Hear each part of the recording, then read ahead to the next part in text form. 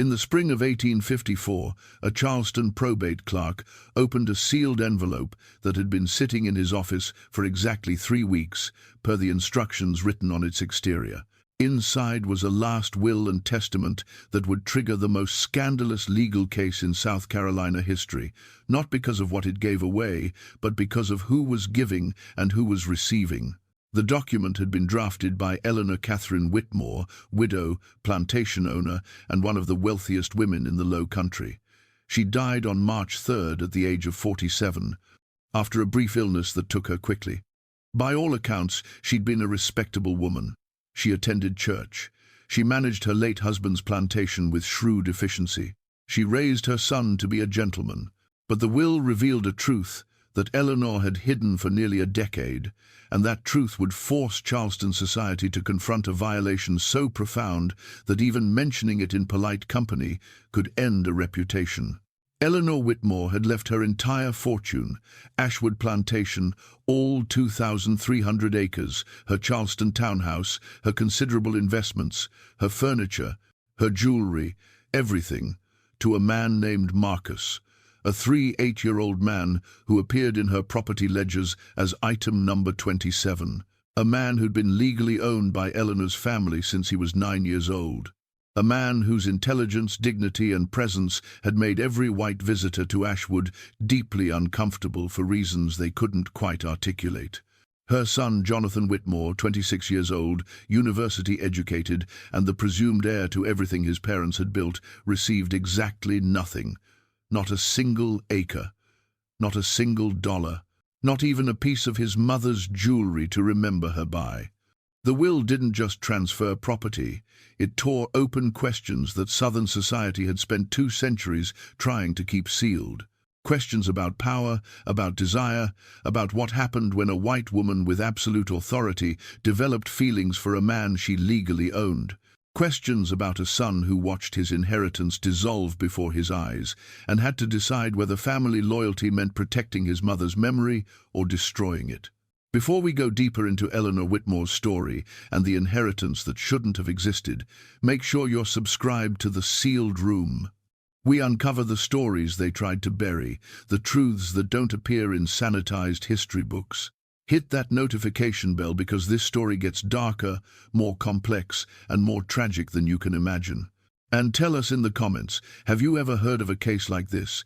Because this one was deliberately erased from the records for over 80 years.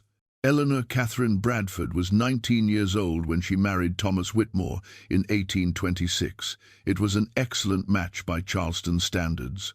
She brought a dowry of $15,000, railroad shares, and 40 enslaved people from her father's estate. Thomas brought Ashwood Plantation, inherited from his grandfather, along with its 200 workers, its profitable rice fields, and his family's respected name. They were both from old South Carolina families. They both understood the rules of their world. They both knew how to maintain appearances. For the first decade of their marriage, they did exactly that. Eleanor bore a son, Jonathan, in 1828. She managed the household with efficiency. She oversaw the domestic enslaved people with a firm hand that earned her a reputation as a demanding mistress, but not a cruel one. She attended church every Sunday at St. Michael's. She hosted dinner parties where the conversation focused on cotton prices, politics, and the latest Charleston gossip. She embroidered. She kept meticulous household accounts. She did everything a plantation mistress was expected to do. Thomas ran the agricultural operations. He was a decent manager, not brilliant but competent. The rice fields produced adequately. The cotton brought fair prices. Ashwood wasn't the richest plantation in the Low Country, but it was solid, respectable, and profitable enough to maintain their position in Charleston society. But Thomas had a weakness that many men of his class shared. He drank too much. Not in public, where it might cause scandal, but at night, in his study, working through a bottle of whiskey while going over the account books. The drinking made him mean. He didn't hit Eleanor, that would have been ungentlemanly, but he developed a talent for verbal cruelty that left wounds words couldn't heal. He criticized how she ran the household. He mocked her attempts at conversation. He made it clear that she'd disappointed him by producing only one child and a son who he found too gentle, too bookish, not enough of a man by his standards. Eleanor learned to make herself small in her own house. She learned when to speak and when to remain silent. She learned how to read Thomas's moods and adjust accordingly. And she learned that the life she'd imagined as a young bride, the partnership, the companionship, the mutual respect, was never going to exist. Then, in 1836, Thomas died. He was thrown from a horse during a hunt, broke his neck, and was dead before anyone could reach him. He was 42 years old, Eleanor was 29, and suddenly, unexpectedly, she was free. Under South Carolina law, Eleanor inherited a life interest in Ashwood. She couldn't sell the land without Jonathan's consent once he came of age, but she controlled it completely. She made all the management decisions. She controlled the finances. She had, for the first time in her life, power that answered to no one. The first thing she did shocked her family. She fired the overseer, a brutal man named Cyrus Hook, who'd worked for Thomas and who believed that productivity came through the whip. She replaced him with a younger man, Samuel Pierce, who she instructed to reduce the violence. Not eliminate it, that would have been impossible in the system she operated within, but reduce it. She wanted Ashwood to be profitable, but she no longer wanted to hear screaming from the quarters at night. The second thing she did was reorganize how the plantation operated. She began meeting directly with the skilled workers, the blacksmith, the carpenter, the head cook, to understand what they needed to do their jobs better. She listened when they spoke. She implemented some of their suggestions. Productivity increased, not because of violence, but because people worked better when they weren't constantly terrified. The third thing she did was notice Marcus. He'd been at Ashwood since childhood, purchased from a Virginia estate when he was 9 years old, along with his mother. His mother had died when he was 15, leaving him alone in a world where being alone meant being vulnerable. But Marcus had survived by becoming valuable. He'd learned to read somehow, a dangerous skill that he kept carefully hidden. He'd learned carpentry, blacksmithing, and basic medicine.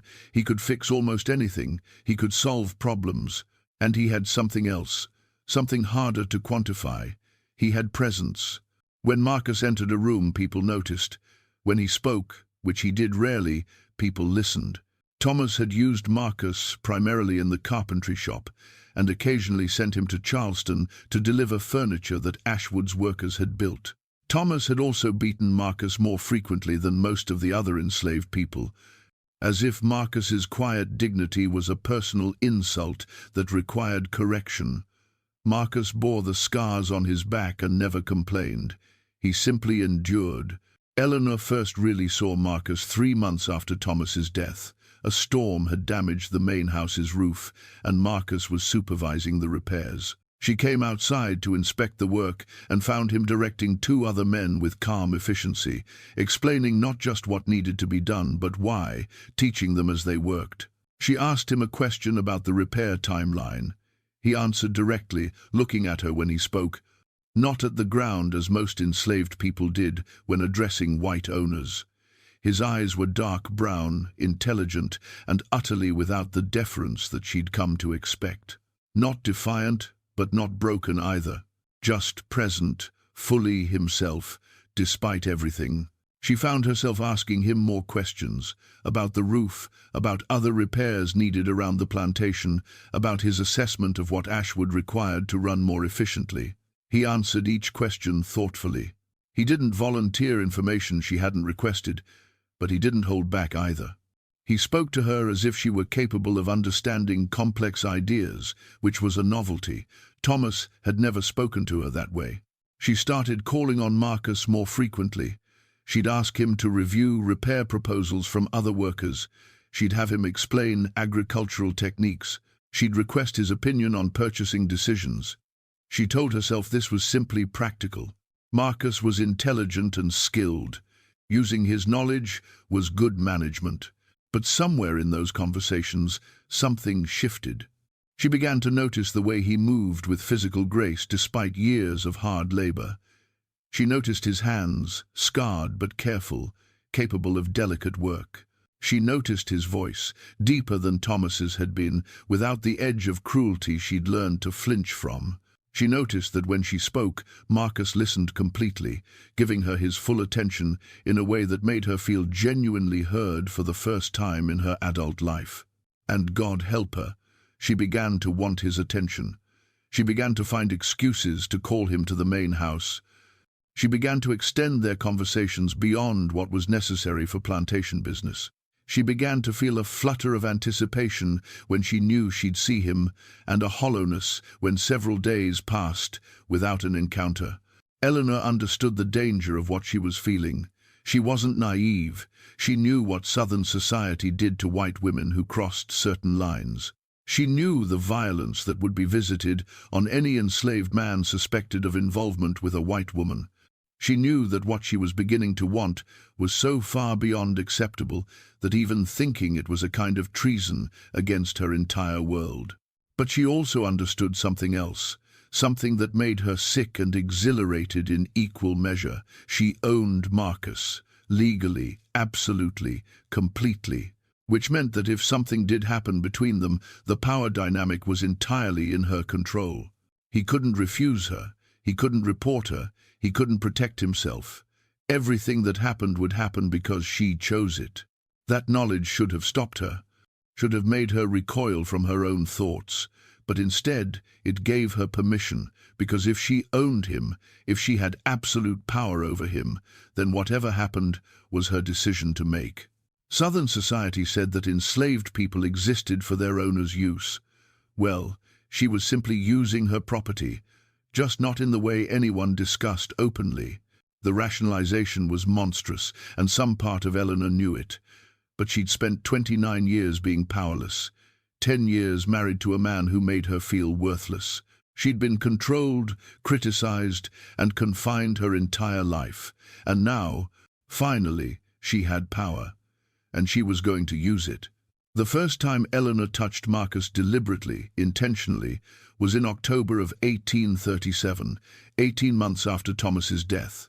She'd called him to her private study to review plans for expanding the rice fields. They stood side by side at her desk, looking at a surveyor's map. Their shoulders were nearly touching. She could feel the heat from his body. She reached across him to point at something on the map, letting her hand brush against his arm. It was the briefest contact, possibly accidental, but they both knew it wasn't. Marcus went completely still. Eleanor's heart was hammering so hard she was certain he could hear it. Neither of them moved for several seconds. Then Marcus carefully stepped back, putting distance between them, and continued explaining the survey in a voice that was perfectly controlled but slightly rougher than it had been moments before. Eleanor dismissed him shortly after. She sat alone in her study for nearly an hour afterward, shaking. She'd crossed a line. A small line, almost invisible, but a line nonetheless. And she wanted desperately to cross it again. Over the next months, she found more excuses for close proximity. She'd ask Marcus to reach books from high shelves while she stood close behind him. She'd have him carry materials to her study and linger while he set them down. She'd create situations where they'd have to pass each other in doorways, where their hands might brush while exchanging documents, where the normal physical boundaries that separated owner and owned could dissolve in ways that seemed accidental. Marcus never initiated contact. He never gave any indication that he welcomed her attention, but he also never refused when she called for him. He never found excuses to avoid her, and sometimes, when their hands touched, she felt him hesitate fractionally before pulling away. That hesitation was enough. It told her that whatever was happening wasn't entirely one-sided, or at least that his body was responding even if his mind knew better. She began requesting that he come to her study in the evenings to review the next day's work. These meetings lasted longer than they needed to. They'd sit across from each other at her desk, the lamp casting shadows between them, and they'd talk, not just about plantation business, but about other things. She'd ask him about books he'd read, how he'd learned to read, what he thought about ideas that no enslaved person should be thinking about. Freedom, philosophy, what made a life worth living. Marcus was careful in how he answered. He never spoke with bitterness about his bondage. He never criticized her or the system she represented. But he spoke with an intelligence and depth that made it clear he'd been thinking about these questions for years, thinking in ways that would have terrified most white owners. Eleanor found herself looking forward to these conversations more than anything else in her life. Here was someone who treated her as an intellectual equal, who challenged her ideas, who made her think. She told herself she was simply lonely, that after years of Thomas's contempt, she craved conversation with someone who respected her mind, that there was nothing more to it than that. But she was lying to herself, and she knew it. The night everything changed was in March of 1838, 2 years after Thomas's death. There had been a difficult situation with one of the field workers, a man who'd collapsed from heat stroke and died despite the efforts to save him. Eleanor had handled the practical matters, the burial, the notification of family, the paperwork, but afterward, alone in her study, she found herself weeping. Not for show, not the delicate tears of a lady, but gasping, ugly crying that she couldn't control. Marcus had been working late on repairs to the kitchen house. He heard her through the open window and came to the study door. He knocked softly, asked if she was all right. She tried to compose herself, tried to send him away, but the words wouldn't come. And then he did something that could have gotten him killed. He came into the room without being invited, closed the door behind him, and stood there, just present, bearing witness to her grief. "I'm sorry," she finally managed. "I shouldn't. It's weakness. It's human," Marcus said quietly. He was 24 years old. He had a wife and a daughter. "Being sad that he's dead isn't weakness. You think I have a right to grieve?" Eleanor looked at him, genuinely curious. "When I'm the one who owns the system that killed him?" Marcus held her gaze. "I think grief doesn't ask permission. And I think you're the first owner I've known who actually seems to understand what you're grieving for." "What am I grieving for?" "The impossibility of it all," Marcus said. "You want to be good, but there's no way to be good and own people. You want to do right, but every choice you make is soaked in wrong. You see us as human, which means you see what owning us actually means. And that makes every day hurt." The accuracy of his words cut through her like a blade. He'd seen her, truly seen her, in ways she hadn't realized anyone could. "How do you bear it?" she whispered. "Seeing so clearly and being powerless to change anything?" "I'm not powerless," Marcus said. "I have very little power, but that's different from none. I choose how I treat people.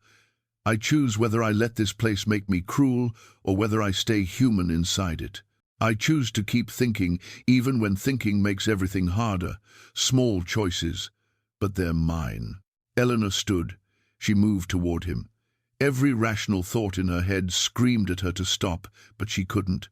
She was 31 years old, and she'd never felt genuine desire before. Thomas had been a duty she'd endured. But this was something else entirely. She reached up and touched Marcus's face. He flinched slightly, but didn't pull away. His skin was warm under her palm. "Tell me to stop," she said. Marcus's jaw tightened. "You know I can't do that. Because I own you." "Yes. So if this happened, it would be because I chose it and you had no choice." "Yes." The honesty was devastating. Eleanor dropped her hand and turned away, shame washing over her. "I'm no different from Thomas, from every master who uses people they own for their pleasure. I'm just telling myself it's different because I'm a woman, because I have feelings, because I pretend you have a choice. But you don't. You never did." The silence stretched out.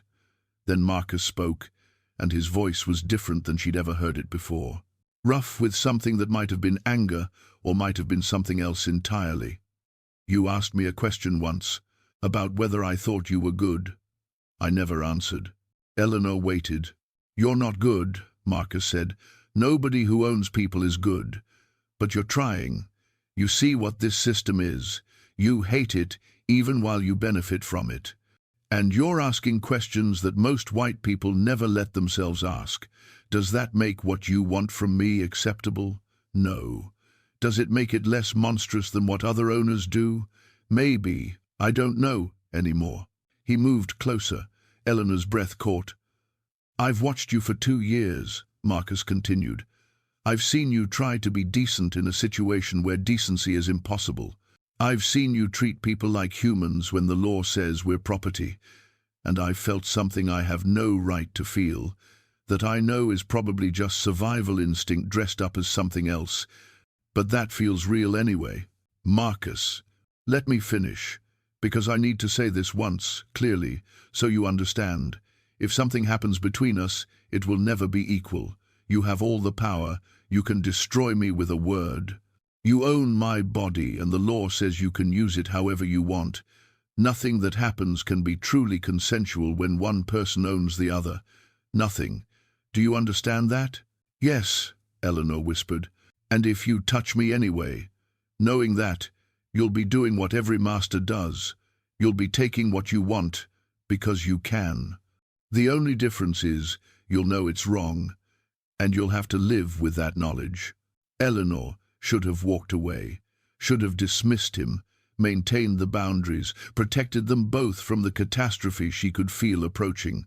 But she'd been powerless for so long.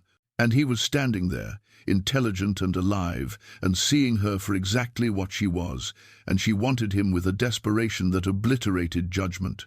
She kissed him. Marcus went rigid, and for a terrible moment she thought he'd push her away, thought she'd misjudged everything. But then his hands came up to her shoulders, not pulling her closer but not pushing her away either, just holding her, and he kissed her back with an intensity that suggested this wasn't survival instinct, wasn't strategic accommodation, but something as real and unwanted as what she felt. When they broke apart, they were both shaking. "This is going to destroy us both," Marcus said. "I know. People will die if this is discovered. I will die. I know. And you're going to do this anyway." It wasn't a question. Eleanor pressed her forehead against his chest, feeling his heart hammering as hard as her own. "I've been dead inside for so long. I know that's not an excuse. I know this makes me monstrous, but I can't. I can't stop." Marcus's arms came around her, careful, as if he was still expecting to be struck for the presumption. "Then we'll be monstrous together. And we'll try not to get caught, and we'll probably fail, and they'll kill me for it. I won't let them. You won't be able to stop them." He was right. They both knew it. But in that moment, with his arms around her and years of loneliness finally cracking open, Eleanor didn't care. She'd spent her whole life being good, being proper, following the rules, and it had brought her nothing but misery. Maybe being monstrous would at least feel like living. What followed was a relationship that existed in the narrowest possible space between discovery and survival. They were careful in ways that required constant vigilance. Marcus came to her study only late at night, and only when the household was asleep. They never touched in daylight. They never showed familiarity in front of others. Eleanor maintained her distant, authoritative demeanor with Marcus in public, treating him exactly as she treated every other enslaved person on the plantation. In private, they created a world that shouldn't have existed. They talked for hours. They shared books, Marcus reading by lamplight, while Eleanor watched him, marveling that this was allowed, that she could simply look at him and want him, and not have to hide it when they were alone. They argued about philosophy, politics, what the world could be if it were built on different foundations. And yes, they were intimate in ways that Eleanor had never imagined possible. Thomas had taken his physical rights as a husband with mechanical efficiency and no consideration for her experience. With Marcus, everything was different. He was careful with her, attentive in ways that suggested he actually cared whether she felt pleasure. It was intoxicating. It was addictive. And it was fundamentally wrong in ways that Eleanor couldn't reconcile with the fact that it felt like the first honest thing in her life. The guilt ate at her constantly. She was doing exactly what plantation masters did. She was using someone who couldn't refuse her. The fact that Marcus seemed to want her didn't change the fundamental power imbalance. The fact that she cared about him didn't make the relationship less exploitative. Every time they were together, she was committing the same violation that she condemned in others. Just because she felt guilty about it didn't make it better. It just made her a hypocrite. Marcus seemed to carry his own guilt. Sometimes, after, he'd lie beside her in silence, and she could feel him withdrawing into himself, processing something she couldn't reach. "What are you thinking?" she'd ask. "That I'm betraying every principle I have," he'd say. "That I'm collaborating with my own bondage, that I've let myself care about someone who owns me, and that makes me weak. Do you want to stop? If I say yes, would you let me?" The question hung between them, unanswerable, because they both knew the truth. She wouldn't force him to continue if he genuinely wanted to end it, but he couldn't know whether that was true. He couldn't trust that her professed respect for his autonomy wasn't just another form of manipulation. The power dynamic poisoned every interaction, made every moment of tenderness suspect. But they didn't stop. For 3 years, they maintained their impossible secret. Eleanor became more radical in her thinking, more aware of the evil she participated in. She couldn't free Marcus. That would draw too much attention, raise too many questions. But she began making quiet changes. She allowed enslaved families to stay together when normally they'd be separated. She invested in better housing, better food, better medical care. She stopped using the whip as punishment except in cases where refusing would have aroused suspicion. Ashwood became known as an unusually well-managed plantation, profitable but not brutal. And then in 1841, everything became more complicated. Eleanor discovered she was pregnant. Eleanor was 34 years old. She'd given birth to Jonathan 13 years earlier and had assumed her childbearing years were mostly behind her. Thomas had been dead for 5 years. There was no plausible explanation for a pregnancy that wouldn't destroy everything. When she first suspected, she considered ending it. There were women who knew things, herbs and procedures that could solve this problem quietly. But something stopped her. Maybe it was the years of loneliness before Marcus. Maybe it was the knowledge that this child would be part of him, would carry his intelligence, his dignity, his humanity. Maybe it was simply that after years of feeling dead inside, creating life felt like proof that she was still capable of something real. But she couldn't keep the child. That was the brutal reality. A white widow becoming pregnant years after her husband's death would create scandal enough. But if the child was born with any features that suggested African ancestry, it wouldn't just be scandal. It would be investigation. People would start asking questions, and those questions would lead inevitably to Marcus, and Marcus would be killed for it. She told Marcus immediately. His reaction was controlled, but she could see the fear beneath it. "What do you want to do?" he asked carefully. "I don't know," Eleanor said. "I know what I should do. I know what's safe. But She couldn't finish the sentence. Marcus was quiet for a long time.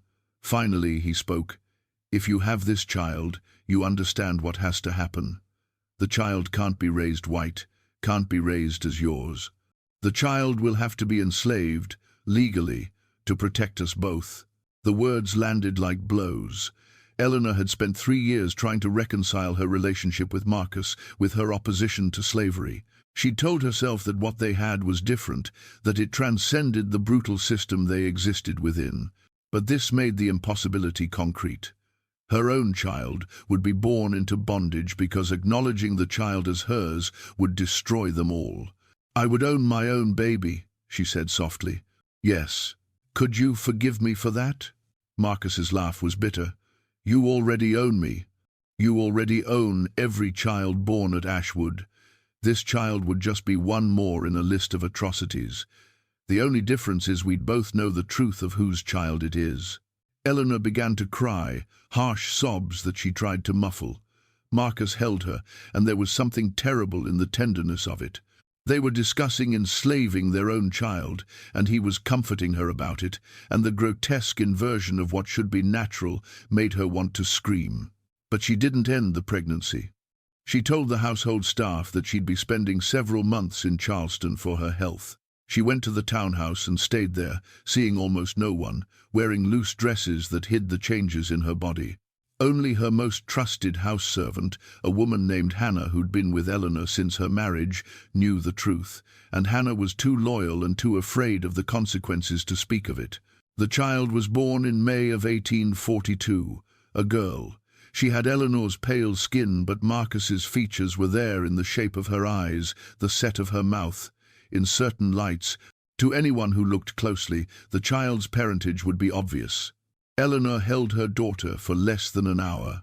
Then Hannah took the baby to Ashwood with instructions that the child was to be raised in the quarters, registered in the plantation ledgers as the daughter of a woman named Sarah who'd recently died in childbirth. The story was that Eleanor, in an unusual act of charity, was taking responsibility for the orphaned infant rather than selling her away. The child was named Ruth. Eleanor returned to Ashwood 2 weeks later, claiming her health had improved. She saw Ruth occasionally in the quarters, but never allowed herself to hold the child, never allowed herself to show any special interest. Ruth grew up believing she was an orphan, believing that the distant white woman who owned the plantation was simply her master, nothing more. The experience broke something in Eleanor.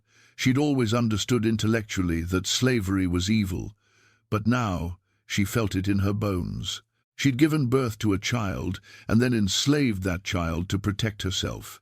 She'd prioritized her own safety and reputation over her daughter's freedom. Every principle she'd claimed to have, every moral position she'd tried to maintain, had collapsed the moment it actually cost her something. Marcus withdrew from her after Ruth's birth. Not completely, but the intimacy between them became strained, haunted by what they'd done. When they were together, Ruth's existence hung in the air between them, unspoken but suffocating. They'd created a life, and immediately betrayed it in the most fundamental way possible. "Do you hate me?" Eleanor asked him one night, months after Ruth's birth. "I hate what we are," Marcus said. "I hate that we did this. I hate that we're going to keep doing this, because neither of us is strong enough to stop. I hate that I still want you despite knowing what you're capable of. Does that count as hate?" "Yes," Eleanor whispered. "I think it does." But he was right. They didn't stop. If anything, the relationship intensified, taking on a desperate quality. They'd crossed a line that couldn't be uncrossed. They'd proven themselves capable of monstrous choices. And having made those choices, there seemed less reason to hold back from other transgressions. Jonathan, meanwhile, was growing into a young man who concerned Eleanor deeply. He'd been 15 when Ruth was born, old enough to notice his mother's strange absence, old enough to hear the whispered gossip that she'd tried to suppress. He didn't know the truth, but he suspected something was wrong, and his response to that suspicion was to become aggressively conventional, as if by being the perfect Charleston gentleman he could compensate for whatever scandal his mother might have created. He attended the College of Charleston and excelled. He learned to manage plantation operations alongside the new overseer Eleanor had hired. He became vocal in his support of slavery, of states' rights, of Southern sovereignty. He spoke with contempt about abolitionists and Northern aggression. And he watched Marcus with an intensity that made Eleanor's blood run cold. "Mother," Jonathan said to her one evening in 1849, when he was 21, "I've been thinking about the future of Ashwood. When I inherit, I plan to expand operations. We're not as profitable as we should be. You've been too lenient with the workers. Productivity has suffered. Productivity has increased every year since your father died," Eleanor said calmly. "It could be better, and your relationship with certain workers is inappropriate. People talk, Mother." The room went very still. "What do you mean?" Eleanor's voice was ice. "Marcus. You spend too much time consulting with him. It creates a bad precedent. The other slaves see him going to your study, see him having private conversations with you. It undermines proper hierarchy. When I take over, that will change." "When you take over," Eleanor repeated. "That won't be for many years, Jonathan. I'm only 42. I'm in perfect health." Nevertheless, I think we should discuss the transition. Perhaps I should take on more management responsibilities now. Perhaps you should consider stepping back from direct involvement." It was a power play. Jonathan was 21, educated, and eager to assert control, and he'd identified the one thing that made Eleanor vulnerable. He didn't know about the relationship, not really, but he'd noticed the attention she paid to Marcus, and he was smart enough to use that as leverage. Eleanor understood that her son would never know the truth, could never know the truth. If Jonathan ever discovered that Marcus was more than just a skilled worker, that Ruth was his half-sister, the consequences would be catastrophic. Jonathan wouldn't protect them. He'd feel humiliated, betrayed, and he'd do exactly what society expected. He'd have Marcus killed and Ruth sold, and he'd present it as defending his family's honor.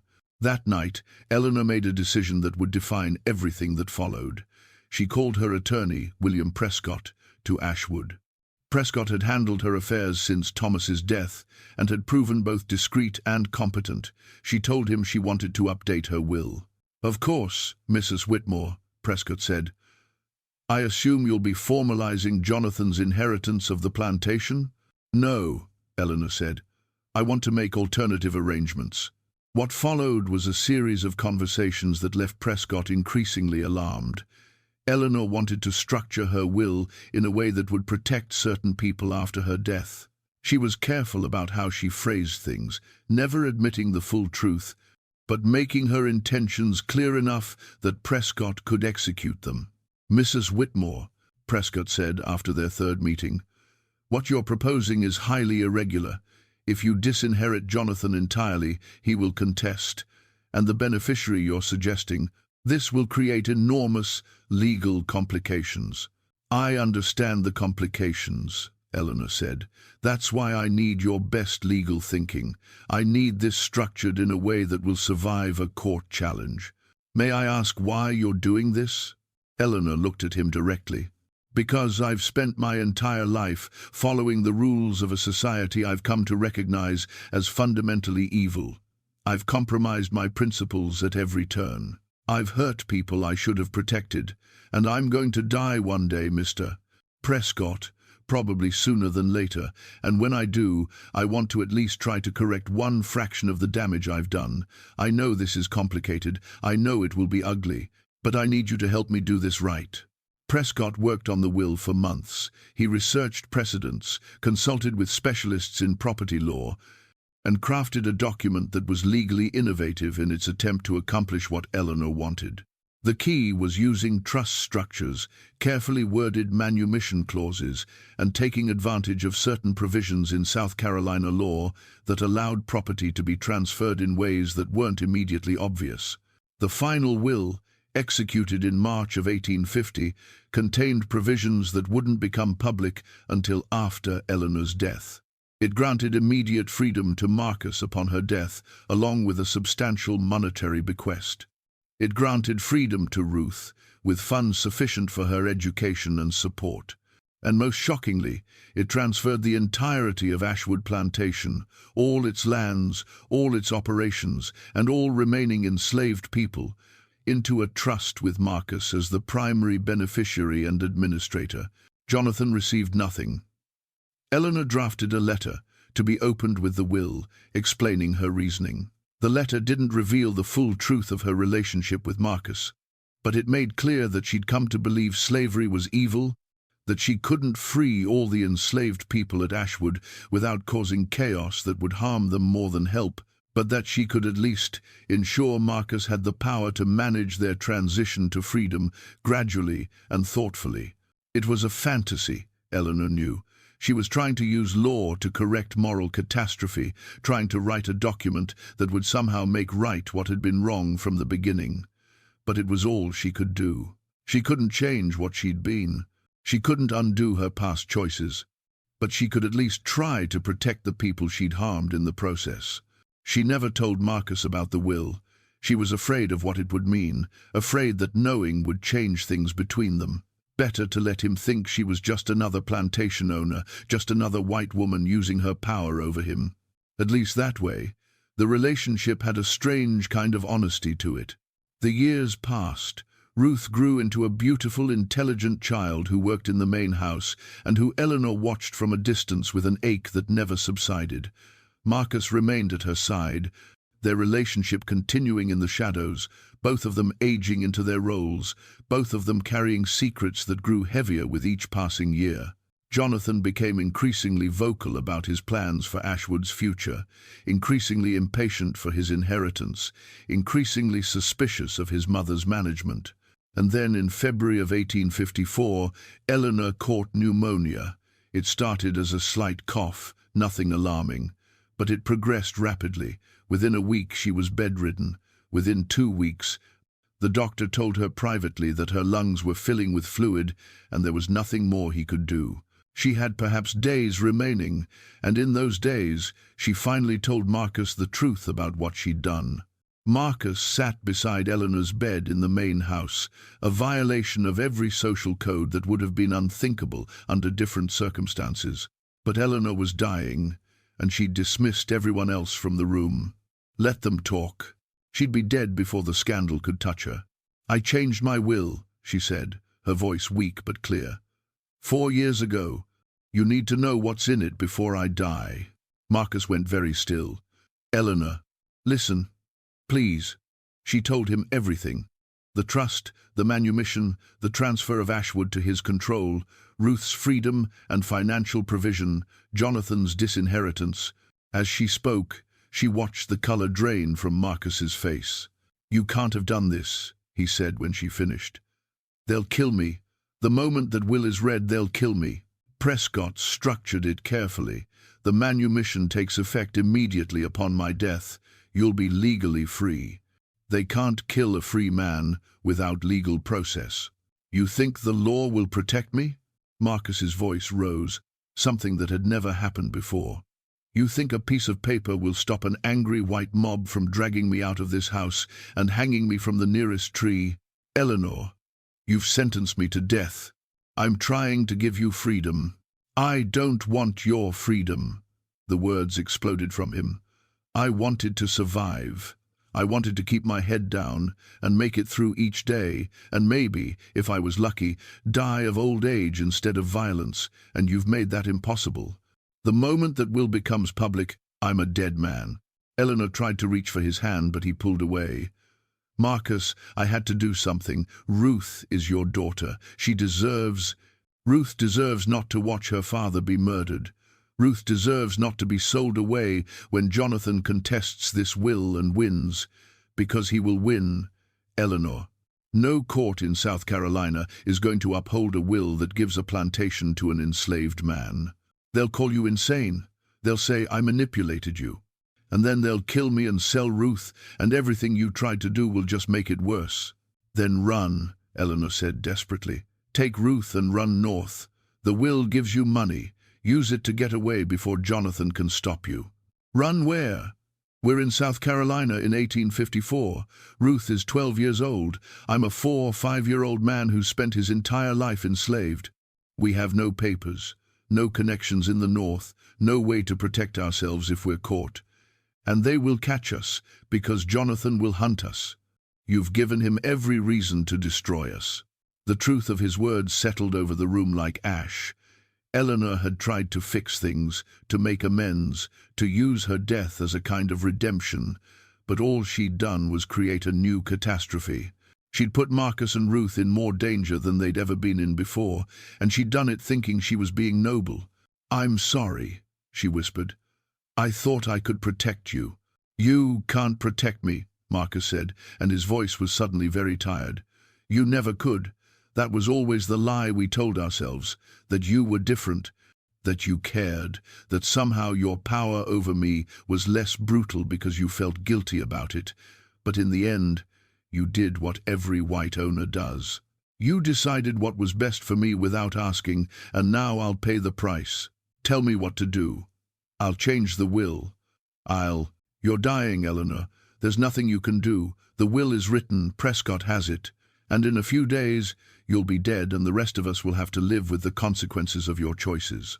He stood to leave. Eleanor grabbed his hand with the last strength she had. "Did you ever love me? Even a little? Or was it always just survival? Marcus looked at her, and his expression was so complex she couldn't read it. I don't know. I've asked myself that question for 16 years.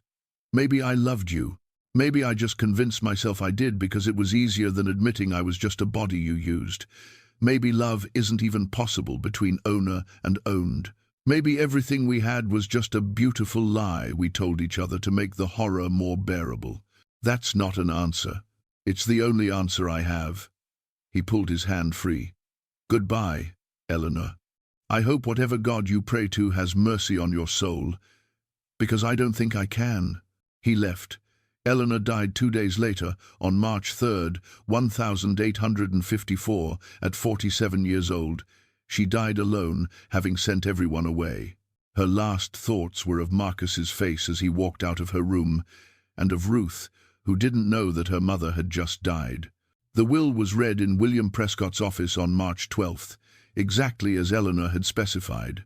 Jonathan arrived expecting a formality, expecting to be confirmed as the heir to everything his father and grandfather had built.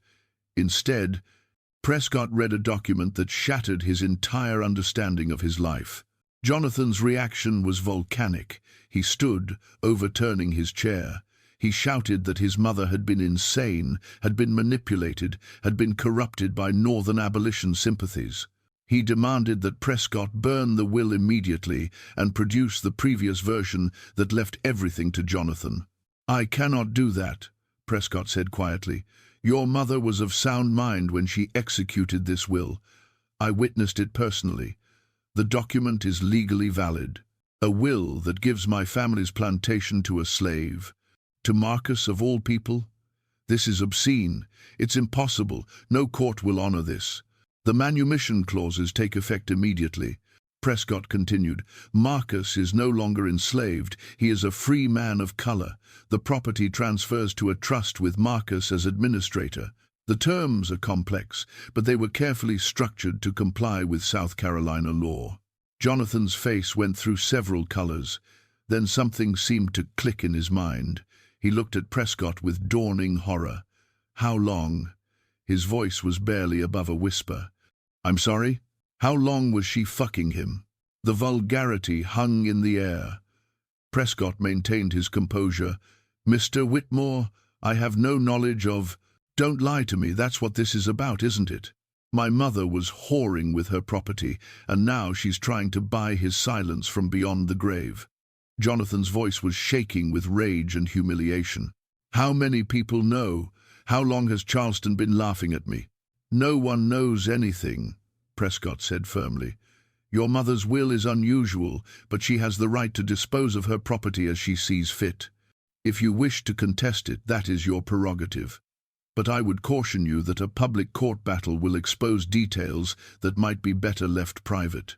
Private? Jonathan laughed bitterly. There's nothing private about this. She left everything to a slave. Everyone will know what that means. Everyone will know my mother was... He couldn't finish the sentence. He stormed out of Prescott's office and went directly to the magistrate to file a contest of the will. He hired 3 attorneys, all specialists in property law, and all perfectly willing to take on a case that would allow them to argue for the preservation of proper social order. Within a week, the case had become the talk of Charleston. The public response split along predictable lines.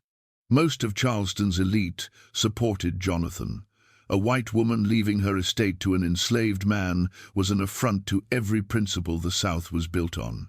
It suggested that enslaved people could be equals, could be trusted with power, could be something other than property. If Eleanor Whitmore's will was allowed to stand, what did that mean for everyone else's arrangements? But there was another response, quieter but significant. Some people, particularly women who'd been trapped in loveless marriages, saw something else in Eleanor's choice.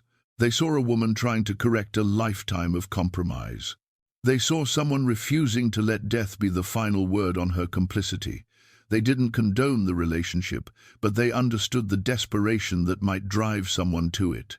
The legal battle consumed the next year. Jonathan's attorneys argued diminished capacity, undue influence, and violation of public policy. They called witnesses who testified that Eleanor had seemed distracted in her final years, had made unusual decisions, had shown favoritism to certain enslaved people. They argued that no sane white woman would do what Eleanor had done, therefore she must have been insane. Prescott countered with evidence of Eleanor's careful management, her profitable operations, her clear thinking in all other areas of life. He produced letters she'd written to business associates that showed sophisticated understanding of financial matters. He produced testimony from doctors that she'd been in full possession of her faculties right up until her final illness. The case's turning point came when Prescott made a strategic decision. He called Marcus to testify. It was unprecedented. Enslaved people, or even recently freed people of color, rarely testified in cases involving white families. But Prescott argued that Marcus's testimony was essential to understanding Eleanor's intentions. The judge, a cautious man named Thomas Waring, allowed it over strenuous objection. Marcus took the stand, wearing simple but clean clothes. He looked directly at the judge when he spoke, his voice steady despite the hostile courtroom. Jonathan's lead attorney, a vicious litigator named Edmund Fraser, immediately tried to destroy him. "You were Mrs. Whitmore's property, were you not?" "Until her death, yes." "And you had access to her private study?"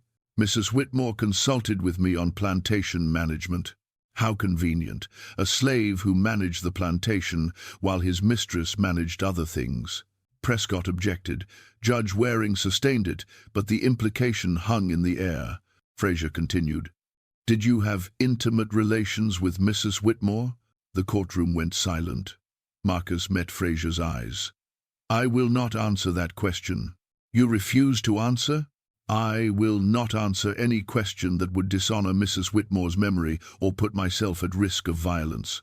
"Your Honor," Fraser turned to the judge, "the witness is being evasive." "The witness is being prudent," Judge Waring said dryly. "Given that there are men in this courtroom who would happily lynch him based on his answer, I will allow his refusal." Fraser changed tactics. "Do you believe you deserve to inherit Ashwood Plantation?" Marcus was quiet for a moment. Then he spoke, and his words would be reported in every Charleston newspaper the next day. "I don't know what I deserve. I know what Mrs. Whitmore wanted.